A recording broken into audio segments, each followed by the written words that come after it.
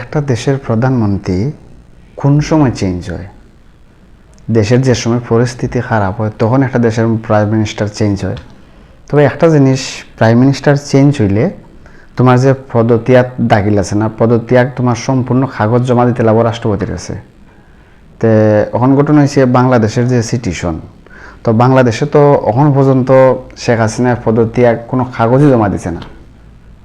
তে পদত্যাগ যদি কাগজ জমা দিছে না, তে তোমার বর্তমানে যে সরকার আছে ওই সরকার তো অন্য জায়গায় গিয়া তোমার কোনো সময় ইয়ে করতে পারতো না। ধরো এই তোমার দেশের বিরুদ্ধে বা জাতিসংঘের মধ্যে তার কোনো চান্স নাই। এটি সবচেয়ে বড় ইম্পর্টেন্ট কথা। এখন দেশের একটা রাজনীতিবিদ, ঠিক আছে, তো রাজনীতিবিদ যে সময় ত্যাগ করবো না, ওর অরিজিনাল কাগজপত্র দেখাইতে লাগবো, তখন গিয়ে তুমি চান্স পাবে। এখন তোমার কাছে কাগজ নাই, তাহলে তুমি চিল্লাচিল্লি হয়ে কোনো লাভ নেই, কাগজ দেখাইতে লাগবো। আর বিশ্বাস যদি না হয়, তো বন্ধুরা তোমরা কমেন্টে আমার জানাইবা যে বাংলাদেশের যেগুলো আমি কথা কইছি যে ঠিক আছে কি না।